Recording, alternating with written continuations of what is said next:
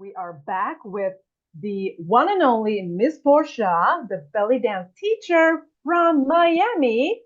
And we're going to continue, woohoo, we're going to continue Portia's journey on her health and getting back on track on that.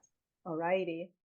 Hey everyone, Mm-hmm. it's Miss P, your belly dancing guru. I'm here with Anika, my amazing friend and certified holistic coach. She lives in Sweden. I live in Miami.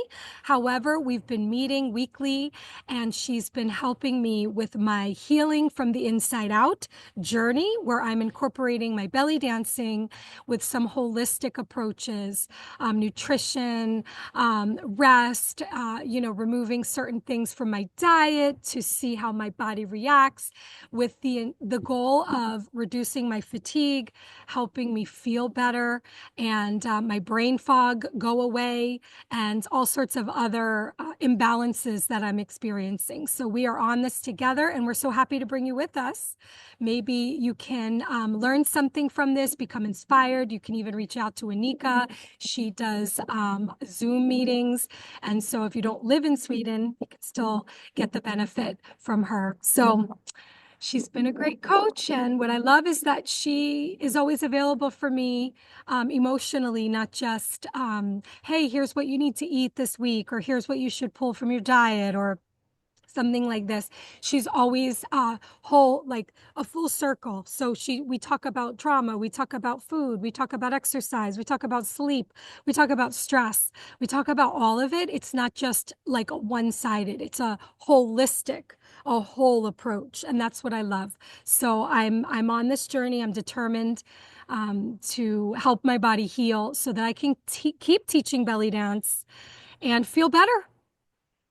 That's it. Yep. So, what is good? So what's What is good is I haven't eaten any gluten, if you will. I've stuck to removing gluten for the next yeah. 4 weeks per your guidance, just to see how my gut feels, how my body feels. And unless there was gluten in something I ate, I have not eaten any. So I've stayed away from that. And I feel a difference. I do. Um, However, I didn't follow your instructions on not overdoing the raw vegetables and nuts that are raw. And I've been eating a lot of that. And I notice I am so bloated after I eat a beautiful salad, but it's all raw and the nuts are raw. And I mean, it's delicious, but I haven't listened that just at least in the beginning, they need to be steamed, that your Mm. digestive system needs a little bit of like a break, so that's something that I did not listen to, that I need to start figuring out how to prepare those meals.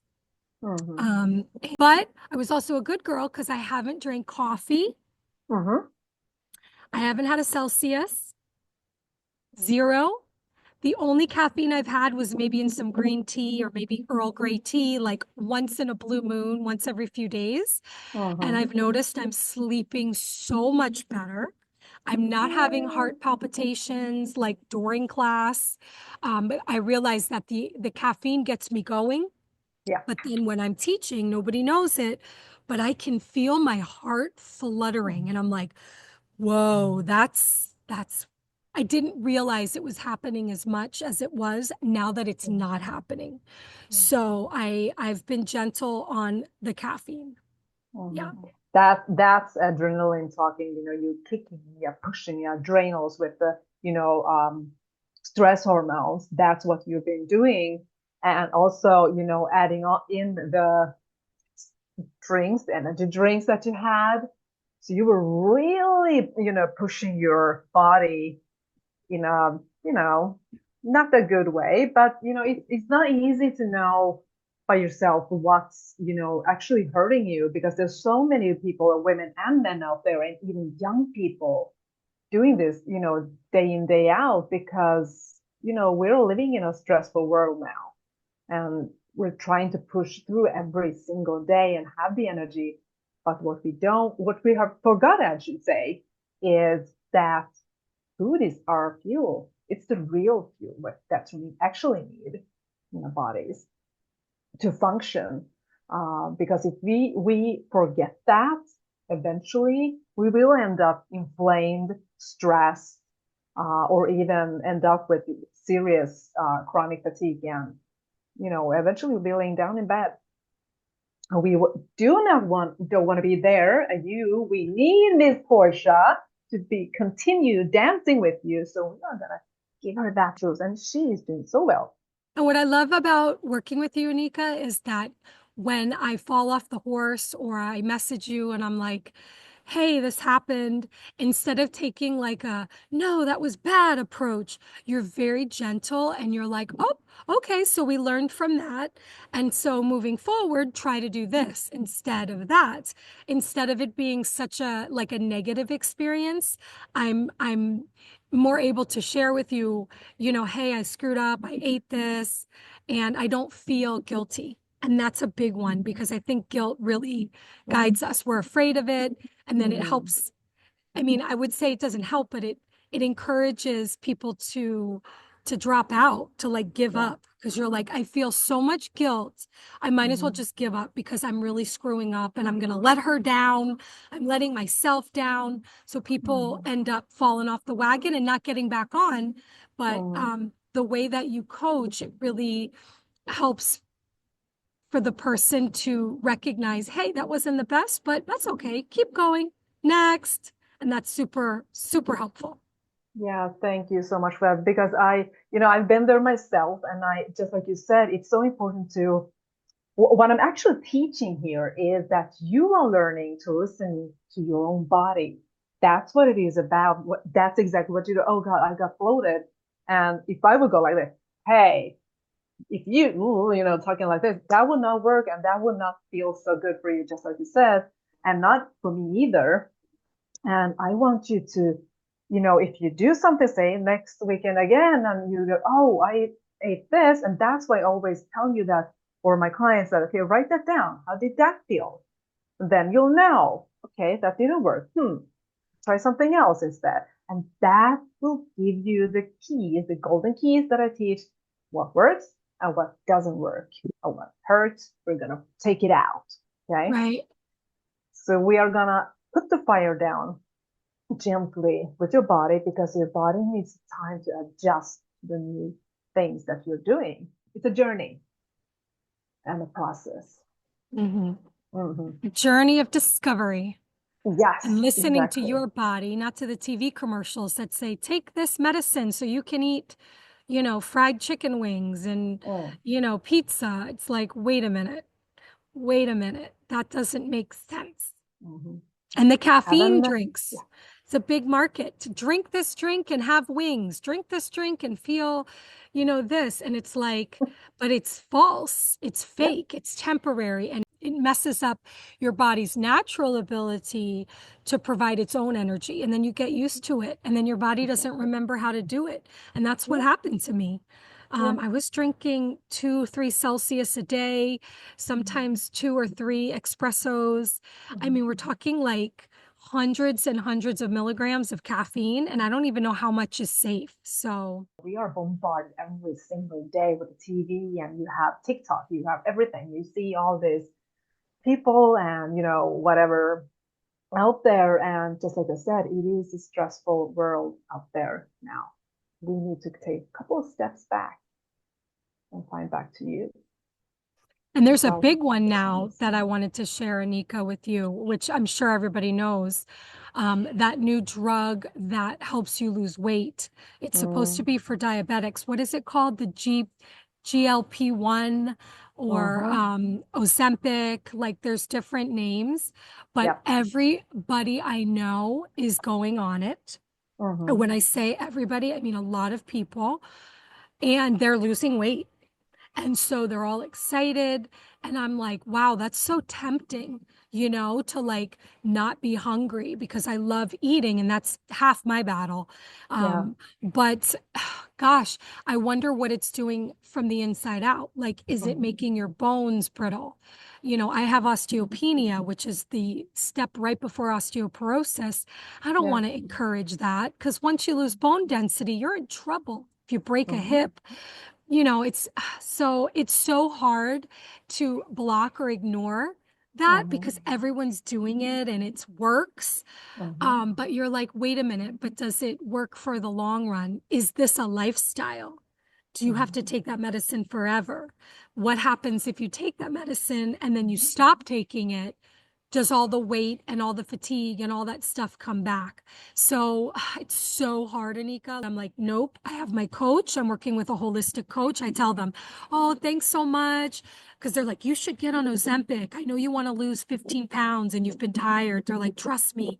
And I'm like, oh my Mm-hmm. gosh. So I'm like, thanks, but no thanks. I'm working with a holistic coach and I want to help my body function the way it was designed. I know it's going to Yeah. take a little longer, it might be a little bit harder, but ultimately it's for longevity and not Yeah. lifespan, but health span. So I don't want to just live a Mm-hmm. long time and try to look good. I want to live a long time and feel good. I want to Yeah. be 80 years You old said and it. still dancing and gardening. I don't want to be 80 Mm-hmm. years old and watching TV all day because I can't get out of my bed. Right. So that's Exactly. my goal. And I'm so grateful to have you. And I hope we do this together. And I hope when we're 80, we're still kicking it. We're I'm still gonna be dancing. dancing with you. But when you say that, yes, I love when I see, elderly people out there and they're holding their hands and they're still shopping together or walking out, they're skiing. I'm like, I want to be that person. Yeah. Yes, that's where we want to be. And to, become or be that person, we need to take care of bodies. And just like you're saying, taking pills and whatever and quick fixes, sure, you might lose weight, but however, you're still missing the piece, the lifestyle, feeding your body what it needs. But when you stop, what happens then? Okay. I've seen um, love and, dear ones to me, yo-yo dieting and gaining, 25 kilograms in Sweden, up again really fast and um, develop heart conditions and all, other diseases. And you don't want to be there. I can only teach. I never tell people what to do, but I teach and tell you really think first before you decide to do anything. I know the pressure is hard. It is, especially for women. We're all, always looking for, the next thing, the next, what the neighbor did or whatever. Listen to yourself. You will win in the long run. Okay. Yes. We have a big subject that we are going to bring up, and that is trauma. What does trauma do to the body? And Portia, you have a history of it. We did a interview for a while ago about that. I'm gonna deep dive a little bit in that. Would you like to talk a little bit about that today? Growing up, I experienced a lot of traumatic events, um, sexual abuse, violence, drug abuse, and addiction, poverty, homelessness, and mental illness. So, growing up, I had the unfortunate and maybe the fortunate experiences of those, which have molded me into who I am today. Yeah. Um, and there's some pros that came out of it. I'm a fighter, I'm a creator, I survive. I'm like a cat. I land on my feet no matter what. I know how to read people, help people, feel people out, because I've had to kind of do that my whole life. But it also, I think, sparked some, I don't know, I think it's in my cells. And I Mm, think my body functions how it does today based on how I grew up, meaning mm, I'm always anxious. I'm always like, what's next? Where do I go next? I have trouble finding peace, standing still, being calm. I'm always, thinking of what's happening ahead of time, mm, perhaps because I didn't have structure growing up or like a safe environment.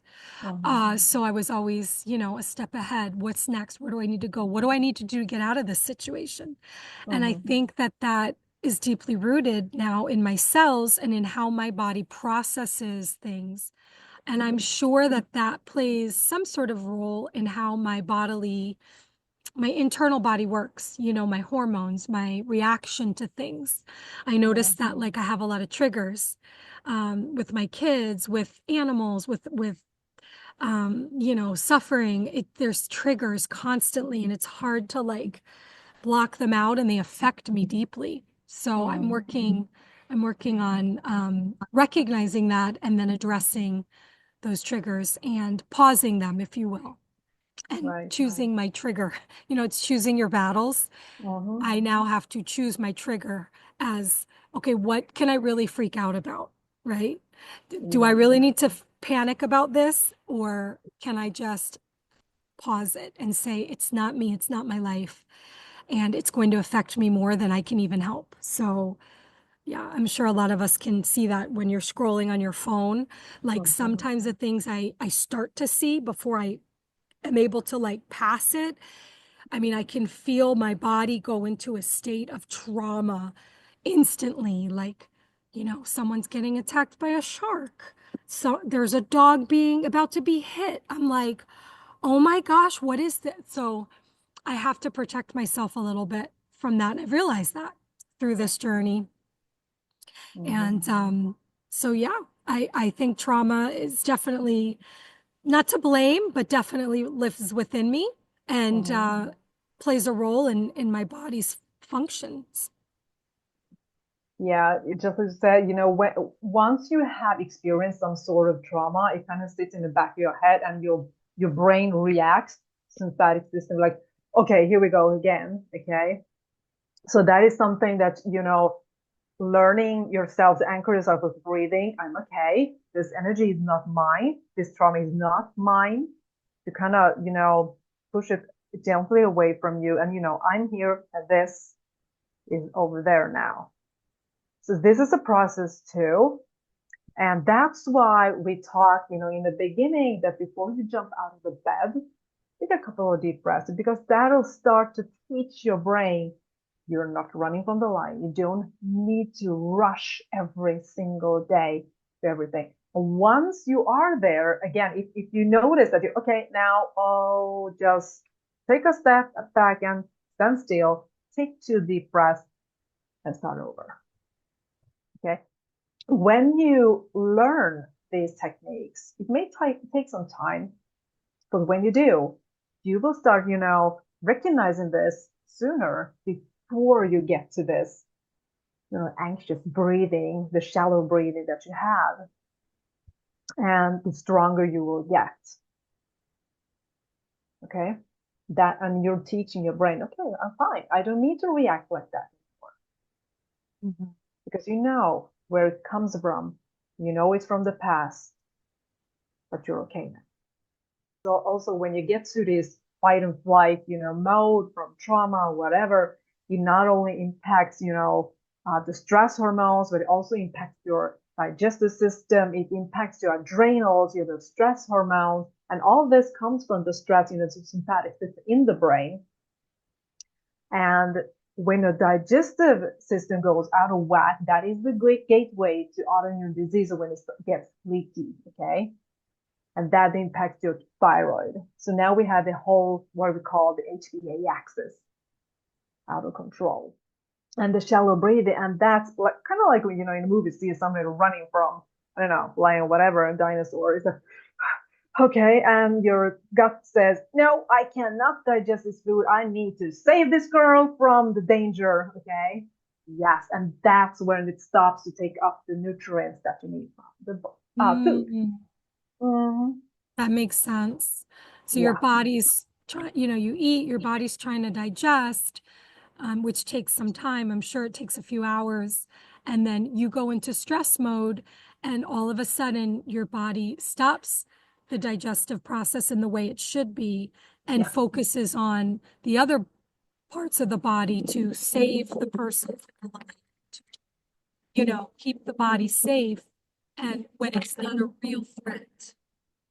So I can see now the relation of trauma and triggers and stress, and how constant trauma, stress, triggers will eventually play a huge role in your digestion, and then that leads to that leaky gut. And the leaky gut you taught me is that thin line, the lining of the gut, of the intestines, right?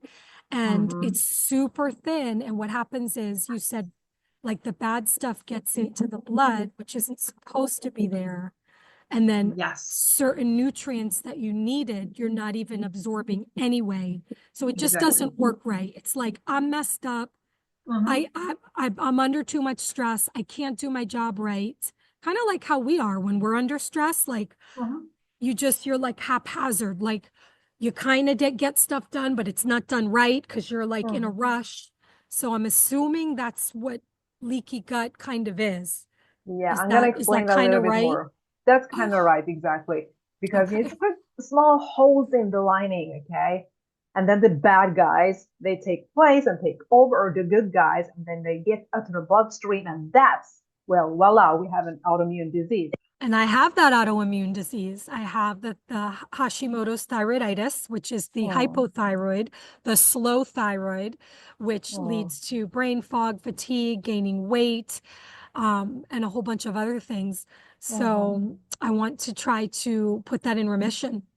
Yeah, exactly. And as I always also say, it's never just about the thyroid, okay? It's adrenal, thyroid, and the gut. You need to find out what is triggering it. In most cases, there is foods that is also stress on the body if you're eating foods that you're not tolerating or are sensitive to. But like you told us in the beginning, you have a lot of trauma in the, back of your in your life, and so that is, calming down the nervous system is number one. Because when your nervous system becomes calmer, then your digestive system gets the chance to start healing. Okay. It's a Makes sense. process. Yeah. Yeah. And then you will start absorbing the nutrients that you need. Okay. And then we can add in what's missing. First, calming, taking out the fire, adding back what's needed. You Okay. know So what, this. Anika? Mhm, I wanted to ask you, it just popped in my mind and I was thinking about it. mhm, When I'm eating, I notice I'm eating and doing something else at the same time most of mhm. the time. I'm eating and talking, or I'm eating and I'm on the computer, or I'm eating and I'm checking my phone. Mhm. I'm realizing just right now that perhaps when I'm eating, I need to put all electronics down, Be even present. conversation, and just focus on the meal so that my body can recognize it's time to eat and not be Yeah. distracted by, oh, shoot, I gotta go. Oh my God, I Mhm. forgot to respond. Forgot, Mhm. you know what I mean? Mhm. And I do Mhm. that. And so, would you suggest that when it's time to eat meals, to just pause all of the triggers, potential Mhm. triggers, and just focus on your food? Mhm. If I were you, yes. When you're eating, you're eating. When you're talking, you're talking. When you're dancing, you're dancing. Okay. Focus. And that is another way to tell your brain you don't need to be everywhere. Okay. You're enough when you're doing what you're doing at the moment, being I'm gonna present. try this. I'm gonna try Yeah. this. This seems so like basic to just, hey, when you're eating, why don't you just eat? But Mhm. I'm I gonna know. I'm gonna say I don't know anyone that sits there and just eats and doesn't do anything. So, I know. not saying that they're wrong, not saying that I'm right, but I am gonna try now. No, let me reword that. I'm not gonna try. I am going to just eat when it's time to eat and Mhm. pause everything else. It only takes a few minutes to eat. Yeah. It's not an hour long process, you know?